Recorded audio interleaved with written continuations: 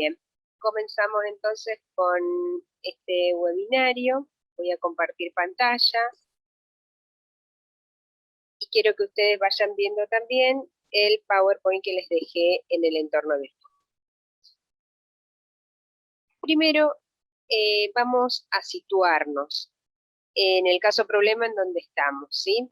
José Ignacio tiene 13 años. Vieron que estamos teniendo el mismo personaje para toda nutrición. José Ignacio que nació, que fue niño, ahora ya es adolescente. Y después que ingresó al secundario ha cambiado sus hábitos de alimentación. En lugar de comer en su casa o en la cantina de la escuela, concurre con sus amigos a locales de comidas rápidas. Yo marqué acá locales de comidas rápidas. ¿Por qué? Porque a partir de esa palabra clave, ¿sí? me voy a desarrollar todo este webinario. Porque las comidas rápidas generalmente tienen alto contenido en hidratos de carbono, además de grasas, ¿sí? Pero sobre todo de hidratos de carbono. Entonces, ¿qué pasa con esos hidratos de carbono? Para ver esos hidratos de carbono, lo primero que ustedes tienen que hacer es, como siempre decimos, estamos dando una educación espiralada, ¿sí? Un aprendizaje también de ustedes tiene que ser espiralado. ¿Qué quiere decir con esto? Retomar lo de ingreso, que vieron biomoléculas, ¿sí? O macromoléculas biológicas, lo que dimos en crecimiento y desarrollo, y ahora volver a profundizar, pero ¿con qué? Ya ahora, sabiendo ya la estructura de lo que son los monosacáridos, de los polisacáridos, de los disacáridos, los enlaces, ¿sí? Que tiene cada una, retomar todo lo que vimos en la web anterior de digestión, que ya ingresó en la boca. El caso problema decía que comía rápido, ¿sí?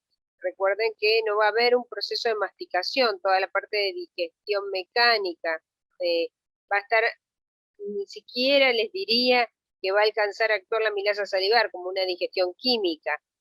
Saben que en estómago no hay ninguna enzima para hidratos de carbono, y recién en duodeno va a estar la secreción pancreática de amilasa salival pancreática. En el borde del cepillo también están las disacaridasas. Eso va a digerir, después se va a absorber, es decir, la glucosa, lo que haya de galactosa, si consume algún lácteo, y si hay algo de fructosa, si es fruta, pero creo que en comidas rápidas no va a tener mucha fructosa, salvo que después es como un postre, ¿sí? Entonces ingresan, ¿sí? Por diferentes transportes. Acuérdense que la glucosa y la galactosa ingresaban con transporte sodio al enterocito y después salían con GLUT2. En cambio la fructosa tenía su transportador específico, que también puede salir por el GLUT2 porque no es específico. Eso lo hablamos en la web anterior de absorción. Y ahora nos vamos a centrar en metabolismo. En metabolismo, ustedes me van a decir, ¿qué es el metabolismo? Yo creía que metabolismo era todo eso, no. Todo eso no es metabolismo. Metabolismos son un conjunto de reacciones químicas catalizadas por enzimas, lo mismo que pasaba en la digestión, pero están ordenadas en una secuencia definida, ¿sí? Son muchas reacciones químicas encadenadas una atrás de la otra, ¿sí? Que si se inhibe una de esas enzimas, se inhibe todo el proceso. Por eso hay que ver bien el lugar regulatorio de ese metabolismo, qué enzimas se inhiben o cuáles se estimulan también, ¿sí? Y que tienen lugar en el seno de los tejidos. Recuerden, la sangre es un tejido, habrá que tener ingreso, un tejido de consistencia líquida, pero es un tejido, tiene células. Las células son los glóbulos blancos que tienen núcleo. Esos metabolismos se pueden clasificar en catabolismo. Si un compuesto, una macromolécula grande se rompe, decimos lisis, entonces decimos glucólisis, se rompe la glucosa, glucógenolisis, ¿sí? Que rompe el glucógeno, o bien se puede clasificar en anabolismo. Anabolismo es que forma, y es la génesis, ¿sí? Gluconeogénesis, forma una nueva glucosa, glucogenogénesis, forma el glucógeno. ¿Se entiende? Pasamos a la otra diapositiva, que dice vías metabólicas que vamos a estudiar ahora, ¿sí? Siempre de hidratos de carbono. La glucólisis dijimos que cuando se rompe la glucosa, y la glucosa es un compuesto de 6 carbonos, entonces va a pasar a dos compuestos de 3 carbonos, ¿se entiende? Porque esos 6 carbonos se rompen en 2 compuestos de 3 carbonos. Esos compuestos de 3 carbonos se llama piruvato. Y después, esa glucólisis, si continúa en anaerobiosis, por ejemplo, en músculo, en ejercicio intenso, cuando sienten ese dolor muscular, puede pasar a ácido láctico o lactato, ese piruvato. Pero si ese piruvato estamos normalmente respirando, caminando, escribiendo, pensando, pero también necesitamos energía, también va a ser una glucólisis, pero la glucólisis va a ser aeróbica. Entonces ese piruvato va a pasar a acetato. Y ese pasaje de piruvato a acetato se llama decarboxilación oxidativa. ¿Por qué? Porque el piruvato, que tenía 3 átomos de carbono, pasa a acetato o acetil-CoA, que tiene 2 átomos de carbono. Entonces se decarboxila, le saco un carbono. ¿Y como qué se va ese carbono? Como dióxido de carbono. También me va a generar agua, GTP, NADH y FADH. Cuando tiene la H, ese cofactor está reducido. Cuando no tiene la H, el cofactor se dice que está oxidado, ¿sí? Bueno, después gluconeogénesis. Neo viene de nueva glucosa. ¿Qué quiere decir? Que del piruvato vuelvo a formar una glucosa, ¿sí? Y ese piruvato puede venir de un montón de lugares, ¿sí? Puede venir de que se rompió una proteína, ¿sí? Una lisis de proteína, lisis de ácidos grasos, ¿sí? No es que necesariamente tenga que venir de la ruptura de una glucosa y después que se vuelva a generar. Glucógeno génesis. Esto es glucógeno, es que se forma un glucógeno. ¿A partir de quién? A partir de glucosa. ¿Cómo se va a formar? Y bueno, vamos a unir un montón de glucosas en uniones 1,4, en uniones 1,6 y se va a formar el glucógeno, ¿sí? El glucógeno, acuérdense, tiene origen animal, ¿sí? El almidón tiene origen vegetal. Por lo tanto, nosotros no podemos producir almidón. Almidón lo producen las plantas, ¿sí? Los vegetales. Almidón tiene la papa, ¿sí? No si comemos carne, ¿sí? Y menos nosotros. Glucógeno lisis, que el glucógeno se rompe en todas esas glucosas que forma. El ciclo de Cori. Cori, un científico que lo que hace es estudiar 3 compartimentos por separado: el músculo, la sangre y el hígado. Entonces, lo que observa es qué sale del hígado, qué vamos a encontrar en sangre si le sacamos sangre al paciente que está haciendo ejercicio intenso, cómo se almacena esa glucosa. Hizo todo un estudio, que después vamos a ver un cuadrito, pero que de ese cuadrito podemos sacar un montón de cosas. ¿Por qué? Porque ahí vamos a ver qué pasa en músculos, si existe o no existe determinada enzima para poder sacar glucosa o no sacar glucosa, ¿sí? Y último, la vía de las pentosas fosfato, que en realidad lo que vamos a ver es la importancia, cuál es la importancia biológica y desde qué parte. Parte desde glucosa 6-fosfato y obtengo ribosa, que sería la pentosa, ¿sí? Ribosa 5-fosfato. Y NADPH, y esta importancia del NADPH, que además de ser regulatorio de la vía, tiene una importancia en la membrana de los glóbulos rojos. Todo esto es lo que vamos a ver. Les prometo que si van entendiendo, y en media hora podemos ver todo esto, la importancia y lo que deben saber hoy, primer año, en el área de nutrición, en toda esta UABP que tiene un montón de anatomía, un montón de fisiología, se pueden ir relacionando con muchísimas otras cosas que incluso de salud mental que ya bien han visto en crecimiento y desarrollo. Fíjense que en salud mental se recuperan muchos contenidos de crecimiento y desarrollo. Bueno, acá esta diapositiva me gustó, por eso la traje, pero es un poquito un resumen de las vías que nosotros vamos a estudiar.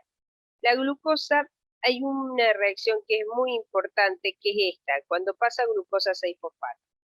La tomo, sí, pero no por un capricho mío, sino porque realmente tiene una importancia que ahora vamos a marcar, que es a nivel biológico. Una vez que la glucosa se fosforila en el carbono 6, no puede salir de la célula, o sea, ya ingresó a la célula. Cuando ingresa a la célula, puede ir y decir, bueno, necesito energía, porque hace mucho que no, este paciente hace mucho que no come, ¿sí? Está en un ayuno prolongado. Entonces, necesito energía, la va a romper a la glucosa en 2 piruvatos, que es este compuesto de 3 carbonos, y va a formar acetil-CoA. Ese acetil-CoA se va a ir al ciclo de Krebs y cadena respiratoria, en presencia de oxígeno. ¿Para qué? Para obtener energía, porque el individuo necesita energía. Entonces lo que está haciendo es rompiendo una molécula de 6 átomos de carbono en una de 3 átomos de carbono y después en una de 2 para poder obtener energía en forma de ATP. Si el paciente ya viene comiendo, no necesita energía porque todas sus células ya tienen energía, ¿qué va a hacer? Lo va a almacenar a esa glucosa como glucógeno. Entonces, lo que va a hacer es transformar en glucógeno, ¿sí? Para almacenarlo. ¿Y en dónde se almacenan los hidratos de carbono como glucógeno? En hígado y en músculo. Después, eso lo vamos a ver en ciclo de Cole. Después, esa glucosa 6-fosfato puede decir, bueno, pero ahora yo necesito, supónganse que es un niño, ¿sí? O el mismo José Ignacio a los 13 años, está creciendo y necesita sintetizar ADN, ¿sí? Entonces necesita ribosa 5-fosfato. ¿Qué hace? Por la vía de la pentosa, sintetiza ribosa 5-fosfato. Supónganse, bueno, este acetil-CoA, cuando lo transforman en acetil-CoA, se le llama encrucijada metabólica, igual que la glucosa 6-fosfato, pero el acetil-CoA es como una encrucijada metabólica madre, ¿sí? ¿Por qué? Porque puede ir a sintetizar colesterol, puede sintetizar cuerpos cetónicos, acá faltaría otra rayita, yo le pondría que puede sintetizar proteínas, puede sintetizar de vuelta glucosa y hacer llegar a glucógeno. O sea, es como la vía, el lugar de partida donde llegan todos los metabolismos y parten todos los metabolismos, ¿sí? Para cualquier macromolécula. Bueno, esta es la glucólisis, esta es la primer vía. Ustedes me van a preguntar, porque si no me lo preguntan ahora, me lo preguntan después en el foro, que terminada la clase me pongo a ver si hay algunas preguntas. Van a decir, Viviana, ¿nos tenemos que estudiar todos estos compuestos intermediarios? Entonces yo les voy a decir que no. Recuerden lo que dije en el webinar. Las reacciones importantes de esta glucólisis son este paso de glucosa a glucosa 6-fosfato, esta enzima que es la hexoquinasa, es un grupo de 4 hexoquinasas, está la hexoquinasa 1, 2, 3 y 4, nada más que a la 4 es específica de glucosa, no de cualquier hexosa, y entonces se la llama glucoquinasa, pero todas son hexoquinas. Ese paso, y este otro paso también, de fructosa 6 a fructosa 1,6 bifosfato, ¿sí? ¿Por qué? Porque esta enzima, la fosfofructoquinasa, también puede ser inhibida o estimulada. El resto no es que no sean importantes, simplemente que, como les dije en el primer día, ustedes llevan una mochila en donde están cargando un montón de contenidos. Si yo les tomo todos los contenidos por igual, ¿qué va a pasar? No van a saber nada. Yo lo que quiero es cargar esos contenidos y hacer énfasis en los contenidos que realmente necesitan, ¿sí? Entonces, lo que realmente es importante hoy en primer año es esto, la hexoquinasa y la fosfofructoquinasa. Fíjense que son reacciones que son irreversibles y que necesitan ATP, ¿sí? Necesitan energía para poder producirse. ¿Qué quiere decir que sean irreversibles? Quiere decir que si yo quiero hacer el paso opuesto, o sea, por ejemplo acá de glucosa 6 a glucosa, necesito otra enzima. Y va a ser otra reacción, ¿sí? Que también la vamos a ver, ¿sí? Después, fíjense que se va rompiendo la glucosa y se rompe en dos compuestos de 3 átomos de carbono. Esta dihidroxiacetona fosfato se vuelve a transformar en gliceraldehído fosfato. Entonces nosotros en un momento vamos a tener dos gliceraldehídos 3-fosfato. Y toda esta vía se duplica. Por eso vamos a obtener dos piruvatos. Que ahí dice por 2. ¿Sí? Todos estos ATP son por 2. Profe, Sí, ¿hay que saber cada paso o solo los dos primeros que dijiste? Además de las enzimas, que son esas dos primeras. solo esos dos. Solo esos dos pasos. Ok.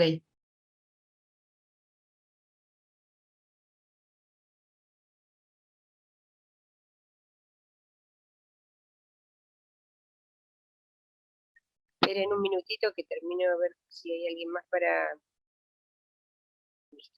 Bueno, solo esos dos pasos. Lo que sí también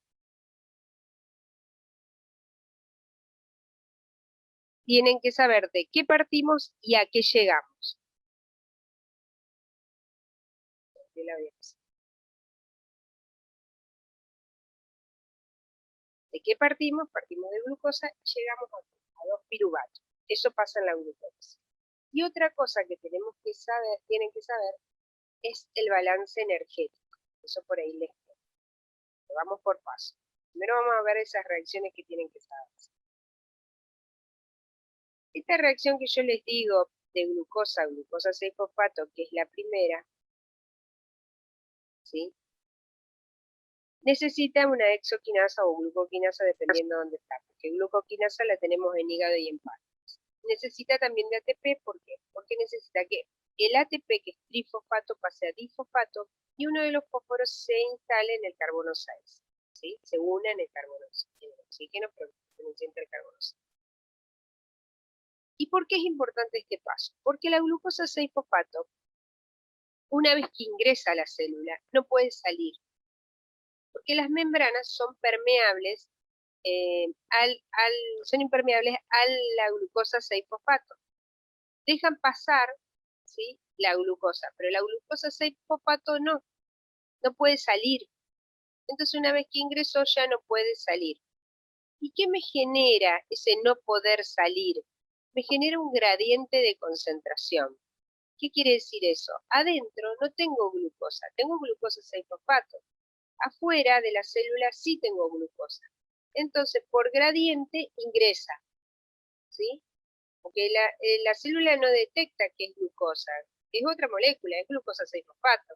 Entonces sigue entrando por gradiente de concentración, ¿sí? Acá les ponía en la diapositiva esto mismo que les estoy diciendo. Las membranas celulares son impermeables a glucosa 6-fosfato. Solamente son permeables a glucosa, pero a glucosa 6-fosfato impermeable. No puede volverse. Mantiene baja la concentración intracelular de glucosa y favorece su ingreso a favor de gradiente de concentración. La glucosa 6-fosfato constituye una encrucijada metabólica. ¿Qué quiere decir? Que a partir de esa después podemos hacer síntesis de glucógeno. Si el paciente ya tiene energía en la célula, listo, la almacena para cuando no tenga energía, cuando esté en ayuno. Ahora el paciente está en ayuno, bueno, necesito romper esa glucosa. Desde glucosa 6-fosfato la puedo hacer la glucólisis, ¿sí? Y es una reacción irreversible, ¿sí? Entonces necesito otra enzima para hacer el proceso opuesto. Una pregunta, profe. Sí, Y todo eso que explicamos recién es hablando de tejido extrahepático, o sea, hepatocitos no, o sea, no es que aceptan toda la glucosa que quieran, digamos, sí, sino que... sí, sí, sí. Sí, fíjate ahora, nosotros en el hígado también, es más, el hígado es el órgano por excelencia, es laboratorio, es el órgano por excelencia donde se producen todos los metabolismos, ¿sí? es como el laboratorio del cuerpo, ¿sí? Ahí se fabrica todo, síntesis y degradación. Entonces, y incluso detecta quién necesita para mandar adecuada sangre y, por ejemplo, llevar glucosa a las neuronas, ¿sí? Porque ahí se almacena el glucógeno, o sea, las glucosas todas unidas en formas de glucosa. Entonces, hay una gran diferencia entre esas 4 isoenzimas, o sea, las exoquinasa, que son de 1, 2, 3 y 4. La cuarta, la exoquinasa 4, se llama glucoquinasa. ¿Por qué se llama glucoquinasa? Porque es específica de la glucosa. En cambio, las otras exoquinasas no son específicas de la glucosa. Puede fosforilarla de glucosa a glucosa 6-fosfato, pero también puede fosforilar de galactosa a galactosa 6-fosfato. ¿Entienden? También es una exoquinasa. Entonces, las otras exoquinasas pueden fosforilar cualquier exosa. En cambio, la glucoquinasa, o sea, la exoquinasa 4, solamente específica de glucosa. Y esta, que es específica de glucosa, también se encuentra en hígado y en páncreas. En cambio, de las otras exoquinasas que fosforilan cualquier exosa se encuentran en tejidos extrahepáticos. Quizás aquí te equivocaste al ver esto, de tejidos extrahepáticos, pero el hígado tiene la exoquinasa 4, no tiene ni la 1, ni la 2, ni la 3. ¿De Claro, yo acuerdo? preguntaba por el tema de la afinidad que entre las dos. No, ahora vamos con la afinidad. Claro, claro. ¿Se acuerdan que lo vimos cuando vimos en el webinario pasado, que vimos toda la parte de absorción y yo les simplifiqué un poco les ejemplifiqué lo que era la afinidad? ¿Se acuerdan cuando yo les decía, al bebé no le importa que la mamá se desmaye, toma toda la glucosa de la sangre, por eso los bebés de madres diabéticas son grandes, porque claro, consumen mucha glucosa? Eso tenía que ver con la afinidad. La afinidad tiene que ver, ¿sí? Cuando se fija más que nada en los niveles de glucosa que hay en sangre, ¿sí? Si hablamos de afinidad por la glucosa, por supuesto, ¿no? Entonces, cuando la afinidad es baja, como pasa con la glucoquinasa, va a actuar cuando los niveles de glucosa en sangre estén elevados, ¿sí? Cuando tenemos una hiperglucemia, por ejemplo, comemos, luego del postprandial, vamos a tener, luego de ingerir el alimento, vamos a tener la glucosa en sangre elevada. Por eso cuando le decimos a los pacientes, vaya a sacarse sangre, porque tenemos que ver qué niveles de glucosa tiene, decimos, recuerde realizar un ayuno, es decir, no desayune una factura antes de ir a sacarse sangre, ¿sí? Vaya en ayuno, cuando hay que tomar glucosa, y más cuando hay que hacer análisis de colesterol, ¿sí? Porque tarda más en absorberse. Entonces,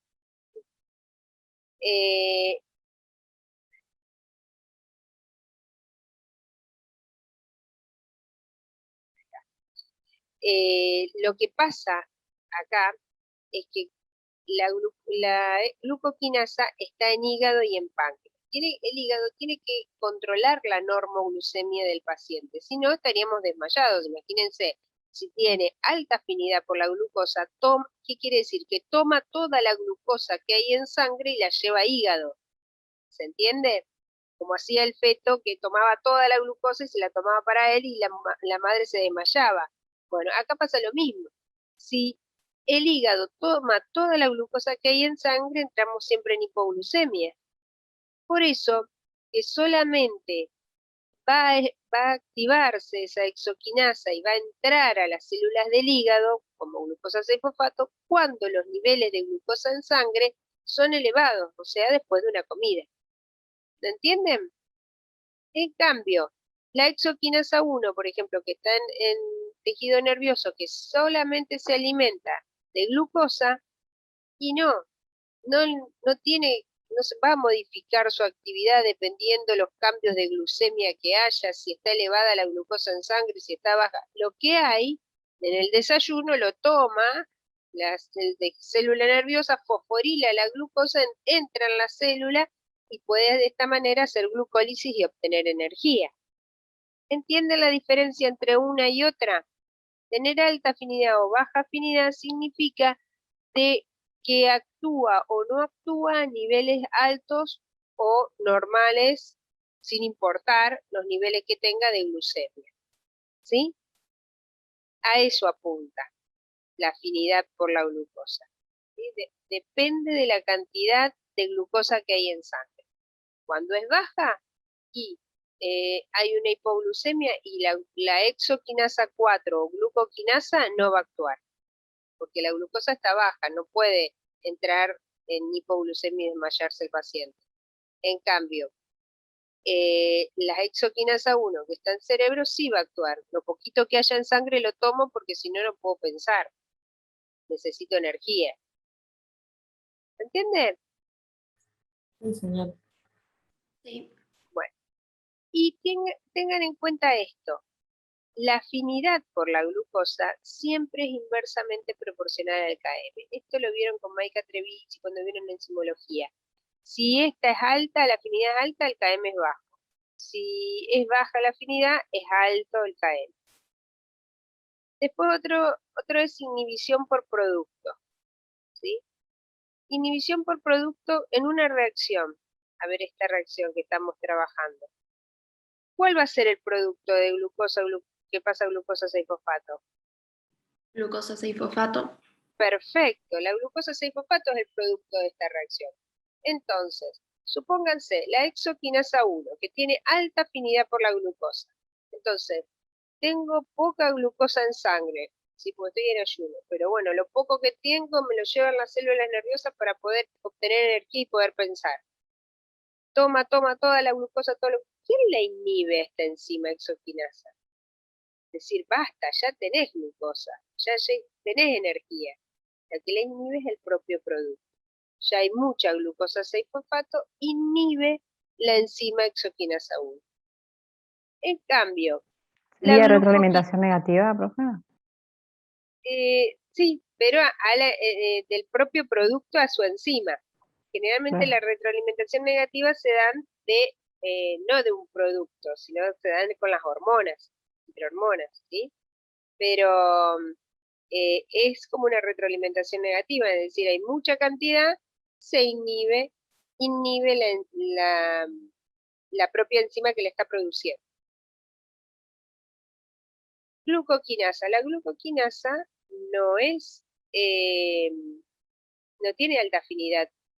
Entonces, ¿qué va a pasar? Si va a actuar cuando hay niveles elevados de glucemia en sangre. Entonces, no es inhibida por el producto, porque ya de por sí está como inhibida dependiendo de la cantidad de glucosa que hay en sangre, ya tiene un límite. Si también otro límite le pone la glucosa 6-fosfato, lo poquito que hace ya está inhibida la enzima, ¿sí? Así que la glucoquinasa no se inhibe por producto. La exoquinasa 1 a la 3 sí se inhiben por producto, porque tienen alta afinidad por la glucosa. Como decía la compañera, es como una retroalimentación negativa. Bueno, síntesis. En este cuadrito, ¿qué quiere decir esto? Se expresan continuamente en las células, ¿sí? No es necesario que alguien la active a la exoquinasa 1, 2, 3. Nadie la debe activar. En cambio, la exoquinasa 4 la tiene que activar, la tiene que inducir, ¿sí? La actividad, la insulina. La insulina se eleva después de la comida, después de un postprandial. Entonces, después que comemos, la insulina se secreta, ¿sí? Entonces, se le da el páncreas, se secreta la insulina. Y esa insulina lo que va a hacer es activar inducir a esta exoquinasa 4 o glucoquinasa para que fosforile la glucosa. Y una vez adentro de la célula, ¿sí? Ya puede actuar o almacenarse o bien obtener energía. ¿Entienden? Pero necesita de la insulina. Por ejemplo, los pacientes diabéticos que se inyectan insulina, ¿sí? Justamente es para eso, para que la insulina active, induzca la actividad de la exoquinasa 4. ¿Sí? Entonces puede fosforilar la glucosa adentro de la célula y no queda en sangre, ya está dentro de la célula. Entonces lo que hace justamente es reducir los niveles de glucosa en sangre, ¿sí? La hiperglucemia. Bueno, y acá está el tema del ATP, quizás lo que más le confunde a ustedes. Cuando la glucosa se rompe en dos piruvatos, esta glucosa, acuérdense, tiene 6 carbonos y los piruvatos tienen 3.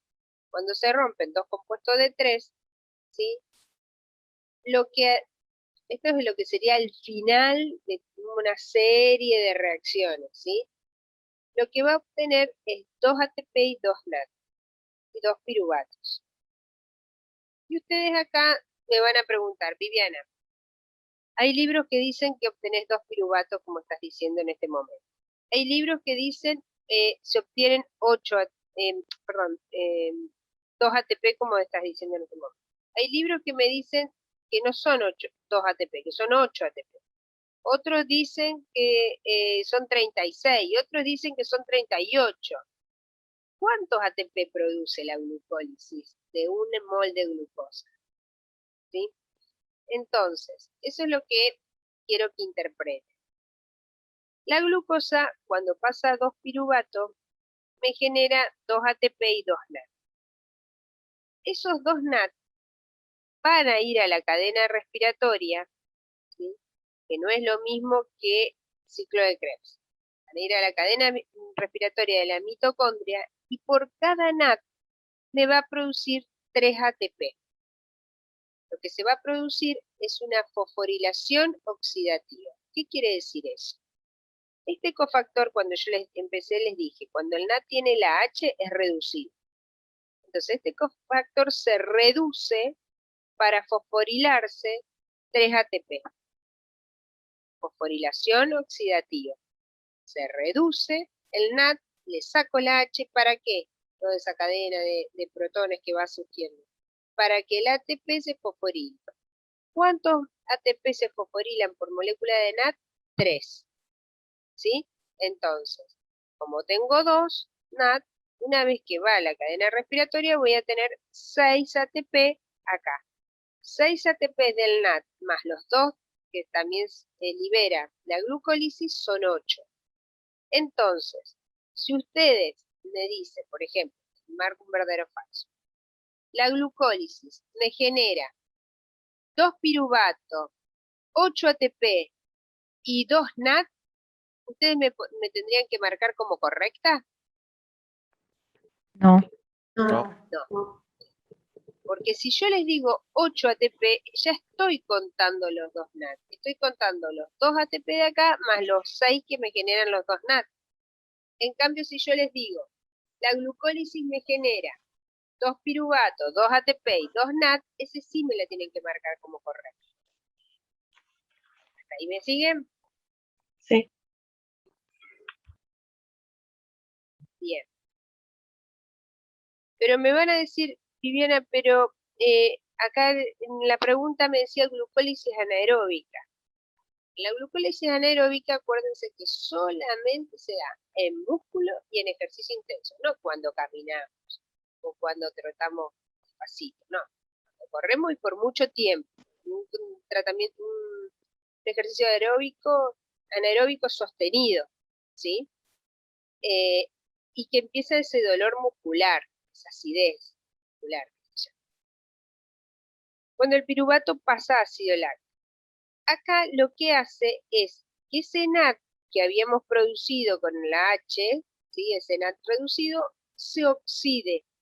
¿Para qué? Para que esto que era el piruvato pase a lactato. Ven que acá es un grupo alcohol y acá un grupo ceto. ¿Lo ven? Entonces, hay una enzima muy importante que se llama lactato deshidrogenasa. Esta también es una reacción importante, ¿sí? Porque también tiene muchos factores inhibitores. Fíjense lo que hace. Ese NAD que estaba producido, esto es la glucólisis, ¿sí? La glucosa, ¿sí? Que pasa a glucosa 6-fosfato, después está otra reacción que le habíamos puesto otro fósforo a la fructosa, ¿se acuerdan? 1,6-bifosfato, y me generaba 2 piruvatos. Cuando el piruvato va a lactato, pasa a lactato, lo que hace es consumir ese NAD ¿sí? Y NAD reducido y oxidarlo. ¿Para qué? Para que justamente se retroalimente y se siga produciendo, ¿sí?, el mismo ciclo. Entonces, en definitiva, cuando nosotros vemos la glucólisis anaeróbica, no podemos contar el NAD, porque el NAD se sigue consumiendo. Entonces, lo que vamos a tener es 2 lactatos, 2 ATP y agua. No vamos a tener 2 NAD. Entonces, si yo les digo glucólisis anaeróbica, no pueden decir que me genera 8 ATP. Me genera, no le puedo decir 2 lactatos más 8 ATP. No, eso no lo tienen que marcar. 2 lactatos y 2 ATP, porque el NAD ya se consumió. ¿Para qué? Para transformar de piruvato a lactato. ¿Me sienten hasta ahí? Entonces, es diferente, es lo que les voy diciendo. ¿Por qué algunos me dicen 8? ¿Por qué algunos en bibliografía me dicen 2? Porque pasan distintas cosas. Ahora vamos a ver por qué me dice 36 o por qué me dice 38.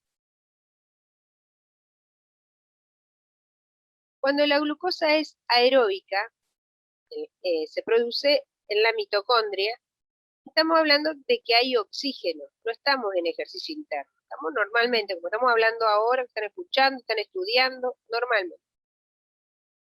Entonces, ¿qué es lo que pasa? Lo primero que pasa es esto que yo les decía de decarboxilación oxidativa del piruvato. El piruvato, si se fijan, tiene 3 carbonos, 1, 2, 3, y se produce un acetil-CoA que tiene 2 carbonos y una coenzima A.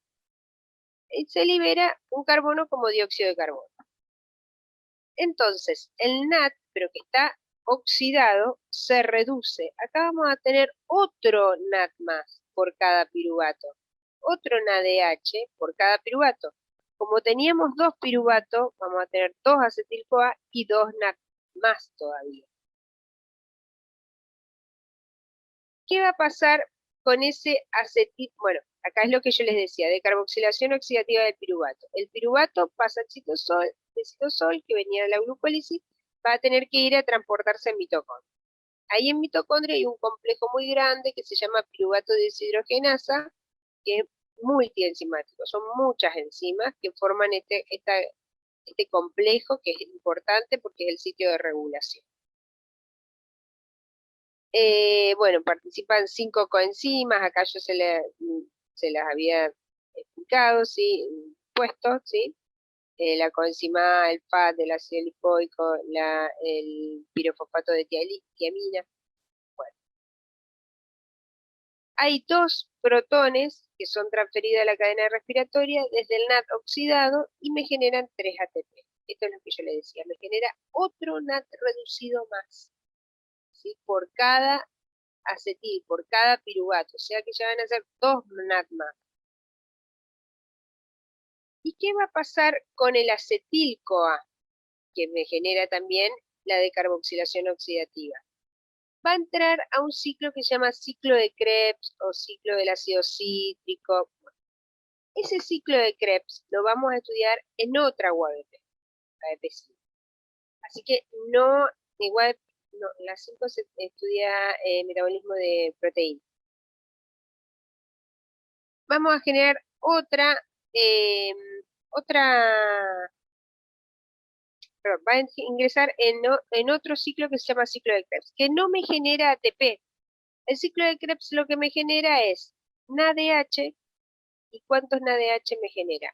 1, 2, 3. FAT con la H, ¿cuántos me genera? 1. Y GTP. Después estos 3 NAD, 1, 2 y 3, y el FAT van a ingresar a la cadena respiratoria, ¿para qué? Para que se realice la fosforilación oxidativa, ¿sí? De vuelta, que se oxiden estos cofactores y me fosforile en forma de ATP. Y como ATP es la moneda energética, voy a tener energía. Entonces, ¿cuánto va a ser? Y va a ser por cada NAD, van a ser 3 ATP y por cada FAT 2 ATP.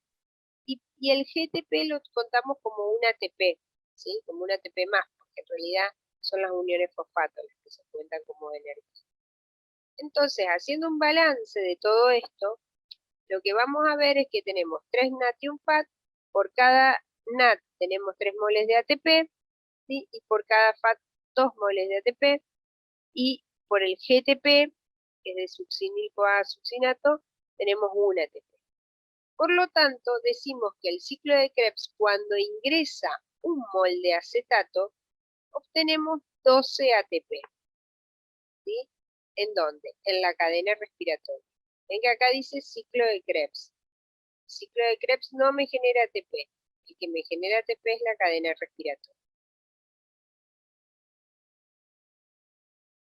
Y acá es donde yo les digo hay 38 ATP. Después vemos esto de 36. Este es el balance de la glucólisis. Fíjense, la glucosa se va a romper hasta piruvato, y eso se lo hace en cualquier glucólisis, pero si está en presencia de oxígeno, esos 2 piruvatos se decarboxilan y forman esta encrucijada metabólica que es el acetil-CoA. Esos 2 acetil-CoA después ingresan a ciclo de Krebs y cadena respiratoria y todo me genera ATP. Vamos a contar cuántos ATP. 2 ATP que están acá serían estos 2 que figuran acá. ¿Sí? 2 NAD, estos 2 NAD están acá, son los 6 ATP que figuran acá, que veníamos viendo que estos 2, ¿sí? Eran los 8 ATP. Acá ya lo vimos. Y ahora lo que le sumamos es el acetil-CoA. El acetil-CoA dijimos que cada acetil-CoA que ingresa al ciclo de Krebs y después a la cadena respiratoria me genera 12 ATP. Esos 12 ATP por 2 son 24. Pero también me genera acetil-CoA y 2 NAD, que si ingresan esos 2 NAD a la cadena respiratoria, serían 6 ATP más. Si sumamos me da 38.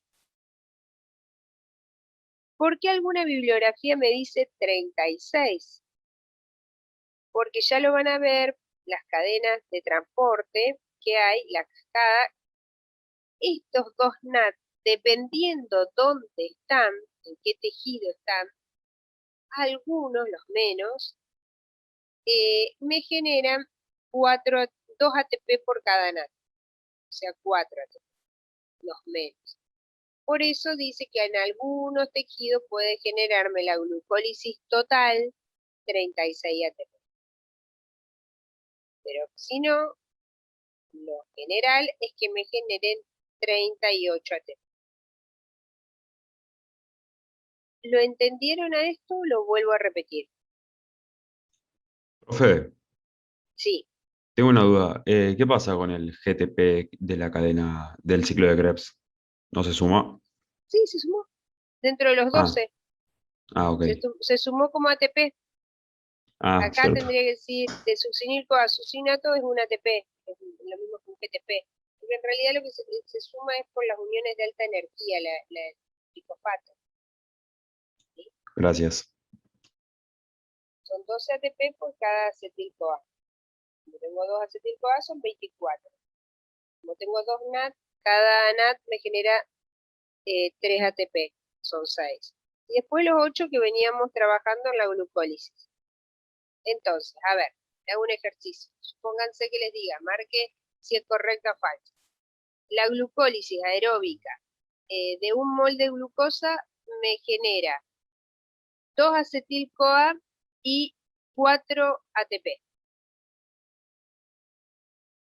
¿Será correcta? No, es falsa. Falsa. Ahora les digo, 2 acetil-CoA y 8 ATP. Sí, ahí sí. Verdadera. ¿Sí? Fíjense, 8 ATP es esto. Y 2 acetil-CoA. ¿Pero qué más me falta? 2 NAD. Profe, una pregunta, esos ¿Entienden? dos NAD, ¿de dónde salen? Acá, de la decarboxilación oxidativa del piruvato. Cuando el piruvato Ah, pasa estamos. a acetil-CoA me genera 2 NAD. Entonces, está incompleta. No está bien del todo. Sí, me genera 8 ATP, pero me faltó 2 NAD. ¿Por qué? Porque esos 2 NAD después me va a generar 6 ATP más. ¿Entienden? O sea que Entonces, sería falso. entonces, ¿qué pondríamos? Sí, se entiende. ¿Qué es falso? Ujú. Porque ¿cuántos serían? Yo lo que conté son 24 ATP me generan acetil-CoA. Me faltan esos 6 ATP de los 2 NAD. Y después los 8. Una pregunta. Antes de que entre el acetil-CoA al ciclo de Krebs, se forman 2 NAD cuando la glucosa se cinde en 2 piruvatos y después 2 más cuando cada piruvato, digamos, se cinde. Ah, no, un NAD por cada acetil-CoA. Un NAD por cada acetil, pero como son 2 piruvatos, se me forman 2 acetil y 2 NAD, Bien, genial. porque la Gracias. glucosa tiene 6 carbonos. Entonces se divide en 2 compuestos de 3 y como sale un carbono por cada piruvato, se divide en 2 de 2. Y 2 dióxido de carbono, pero el dióxido de carbono no me da ATP. Yo lo que estoy hablando es del balance energético, lo que me da ATP. ATP es la moneda energética. Yo tengo energía en la célula y la neurona puede hacer sinapsis, el músculo se puede contraer si tiene ATP, si tiene energía, ¿sí? Así se cuenta la energía en la célula, como ATP. Entonces, la glucólisis es la manera de obtener ese ATP. ¿Sí? Vamos a ver Profe. después cuando veamos. Sí. Entonces, si, por ejemplo, pregunta, ¿el ciclo de Krebs cuánto ATP genera? No genera nada, generan los NAD y el FAT, sino que la cadena Claro, el respiratoria es ciclo lo de que Krebs genera. no genera nada. Ah, ok. El ciclo de Krebs Perfecto. me genera, si querés decir, un GTP. Ujú. Y después cofactores reducidos que ingresan a la cadena respiratoria y ahí sí, la cadena respiratoria se produce la fosforilación oxidativa. Ah, ¿Sí? perfecto. Se oxidan esos cofactores reducidos y se fosforilan en forma de ATP. Y me termina dando ATP, energía. Y ahí sí puedo obtener energía. Eso está bárbaro. ¿Por qué? Porque si nosotros tenemos una falla en un compuesto, por ejemplo en un citocromo, que es un compuesto de la cadena respiratoria, ¿sí? No vamos a obtener ATP. Y no tiene nada que ver con que tengamos problemas en las mitocondrias por el ciclo de Krebs, ¿sí? A lo mejor en el ciclo de Krebs está todo muy bien, pero hay un déficit o hay un problema en la cadena respiratoria. Entonces no vamos a obtener energía, solamente con factores reducidos y algo de energía con un GTP que produce. ¿De acuerdo? Sí, Sí. perfecto. Después vamos a hacer, yo les digo, una UVP aparte de estas dos cosas, ciclo de Krebs y cadena respiratoria. No se tienen que saber todos los compuestos estos de la cadena respiratoria, ¿sí? Así que vamos a retomar este capítulo y ahí sí vamos a ir viendo qué está pasando con esos compuestos. Ahora solamente decir lo que produce, NAD, FAT, GTP, y que todo eso va a una cadena respiratoria y me produce 12 ATP por cada acetil-CoA que ingresa al ciclo. Nada más. ¿Sí?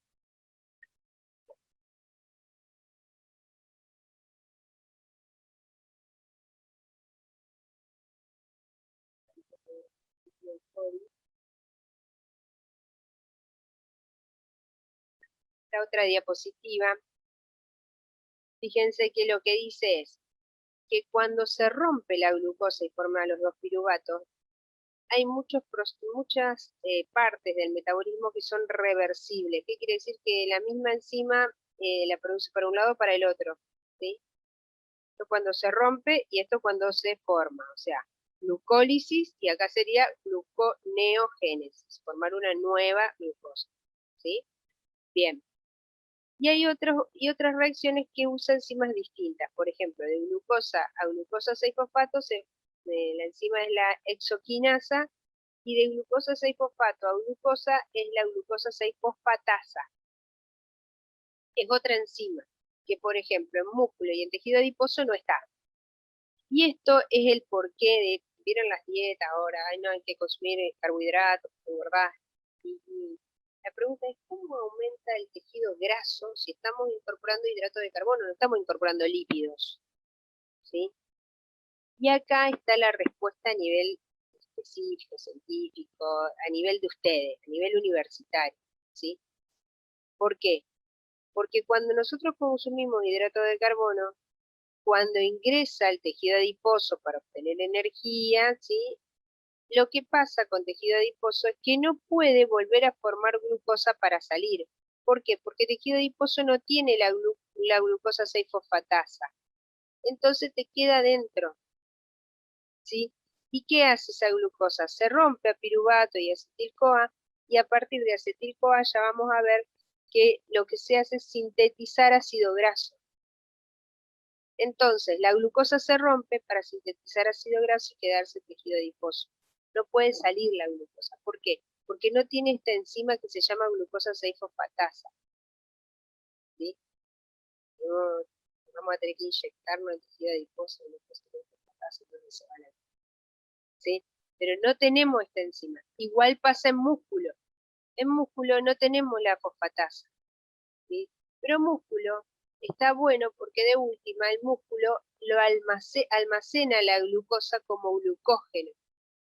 Y entonces necesita más energía para seguir corriendo, para seguir haciendo actividad física, para seguir caminando o para mover el brazo, los dedos. Entonces lo que hace es sacar de ese glucógeno, romper el glucógeno y producir glucosa. ¿Sí? El músculo lo almacena como glucógeno, pero el tejido adiposo no se almacena la glucosa como glucógeno, se transforma en grasa. ¿Se entienden? ¿Por qué? Porque no puede volver a salir, porque no tiene la glucosa 6-fosfatasa. Bueno, gluconeogénesis. Ahora vamos a formar esa nueva glucosa. Esto es lo que les digo. La glucosa 6-fosfatasa es fundamental. ¿Por qué? Porque para formar la nueva glucosa desde piruvato hasta glucosa, el último paso es que la glucosa 6-fosfato se transforme en glucosa. ¿Sí? Acuérdense, la glucosa 6-fosfato es impermeable a las células. Una vez que entró en la célula no puede salir. En cambio, la glucosa sí puede salir. Pero esa enzima fosfatasa, que hace el paso inverso, ¿sí? De sacarle el fósforo al carbono 6 y transformar en glucosa libre, no está ni en músculo ni en tejido adiposo. Se encuentra principalmente en el retículo endoplasmático del hígado, del riñón y del intestino. Y esa reacción es muy importante porque es una reacción irreversible y en donde puede ser inhibida o estimulada. Acá esta otra diapositiva me gustó. ¿Por qué? Porque quiero, les repito, me siguen preguntando, tenemos que estudiarnos todos los pasos, la glucólisis, la gluconeogénesis, la glucogenólisis, Bueno, entonces yo les digo, fíjense esto. La glucosa 6-fosfato, esto era lo importante. Que hay una enzima que es la glucoquinasa y otra que es la fosfatasa, glucosa 6-fosfatasa, que hace el proceso inverso, sacar el fósforo. Después que pasa esto, ya ingresó a la célula, puede venir y transformarse en glucógenos. Decimos, tiene mucha energía esta célula, la voy a almacenar, estamos en músculo, estamos en hígado, por ejemplo. Y este paso es súper importante para formar glucógeno.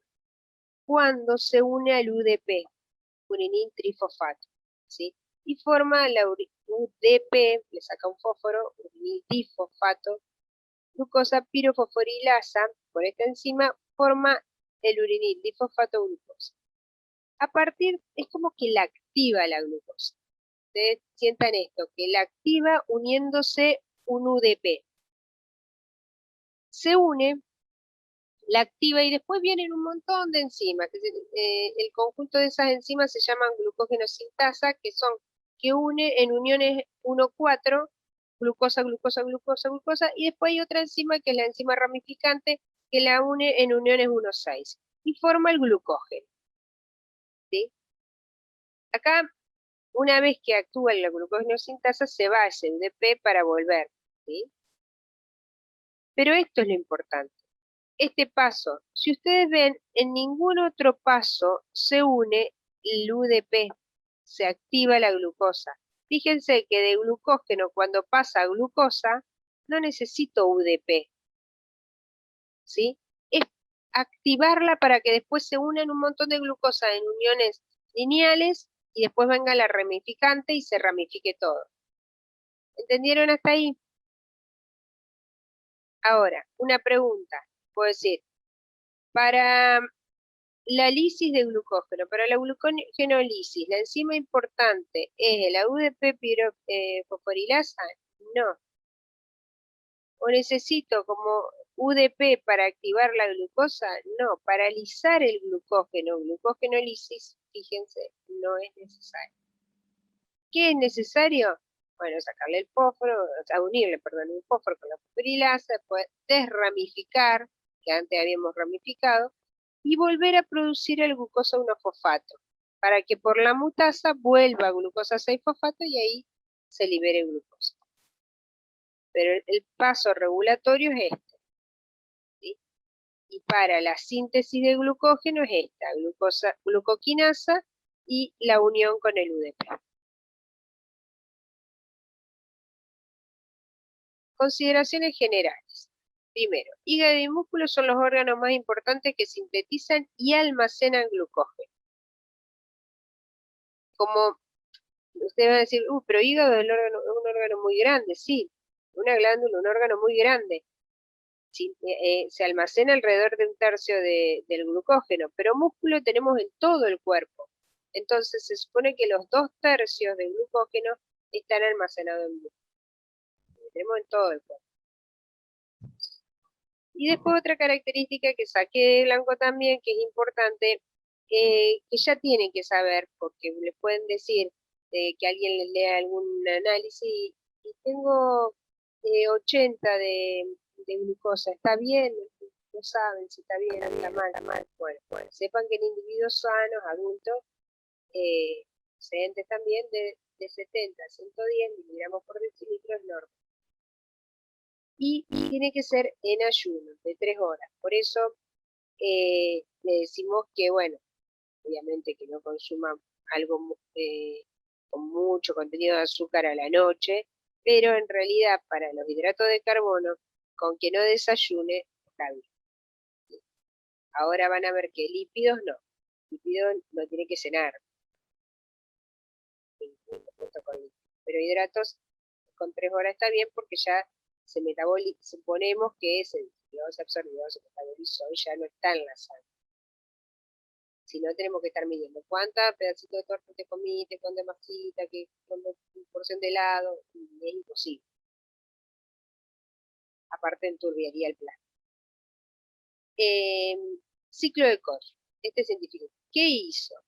¿Qué descubrió? Lo que hizo es, un paciente que estaba en ejercicio intenso, ¿sí? Haciendo mucha actividad aeróbica, mucho, veía que si le sacaba sangre, en sangre tenía una molécula de lactato, ¿sí? Tenía lactato.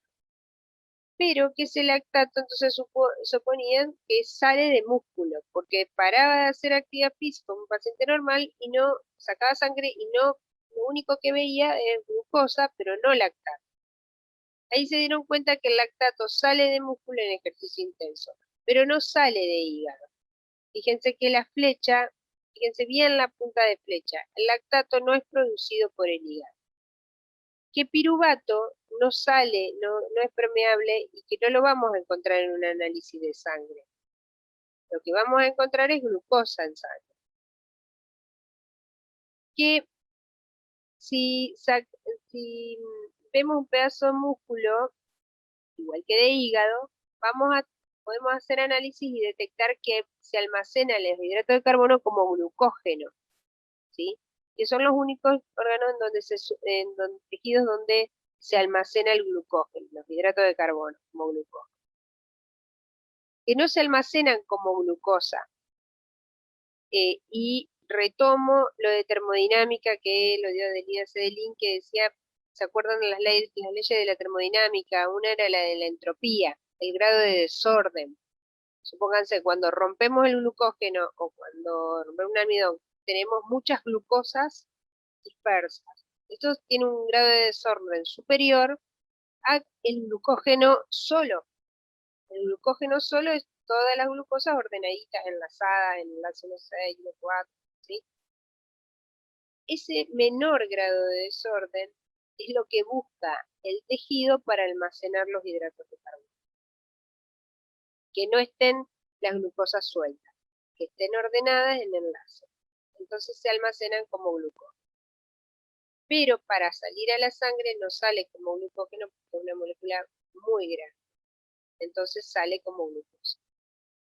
Y otra cosa que descubre Cori es que la glucosa no sale del músculo. Y ahí detectaron que no tenía la enzima para pasar de glucosa 6-fosfato a glucosa. Entonces la glucosa es permeable a la membrana de la célula, pero la glucosa 6-fosfato es impermeable, no pasa. Entonces nunca podía salir la glucosa del músculo. Entonces, la síntesis del glucógeno se da cuando la glucosa ingresa desde la sangre al músculo, ¿sí? Pero no, cuando se rompe pasa a glucosa 6-fosfato. Y esa glucosa no puede salir. Eso es todo lo que dice Cori. ¿Sí? Hace todo el análisis y lo hace en este cuadrito, lo simplifica en este cuadrito. No habla mucho. Entonces, hace un dibujo. Y lo último es la vía de las pentosas fosfato. ¿Qué hay que saberse? Esto es la vía para sintetizar pentosa. Ustedes saben que las pentosas son necesarias para el ADN, ¿sí? La pentosa fosfato es para sintetizar nucleótidos, ácidos nucleicos, para el ADN. Y me genera también NADPH, no NADH. Fíjense que hay una P acá. ¿Y qué función tiene el NADP reducido, NADPH? Lo que hace es lograr la estabilidad del glóbulo rojo. La membrana del glóbulo rojo es más fuerte. Entonces, no se rompe, ¿sí? Esta estabilidad, cuando falta, se rompe la membrana y sale la hemoglobina y produce anemia hemolítica. ¿Sí? Anemia es que tengo bajo nivel de hemoglobina en sangre por hemólisis, por ruptura del glóbulo rojo. Entonces, este compuesto es muy importante tenerlo, ¿sí? Para no por los problemas de anemia. Otra característica que tiene ese NADP es que es muy utilizado, esos hidrógenos que lo capta el NADP oxidado para transformarse en reducido, capta esos hidrógenos, ¿no? Y esos son utilizados para sintetizar colesterol, ácidos grasos, sales biliares, hormonas de esteroides, ¿sí? Y para detoxificar. Todo esto ahora cuando veamos en la próxima UADP, que lo doy yo también, metabolismo de lípidos, vamos a ver que lo van a necesitar en ADP, ¿sí? Cuando hagamos síntesis de colesterol, de ácidos grasos. ¿De acuerdo? Y eso es todo lo que tienen que saberse para el acreditado.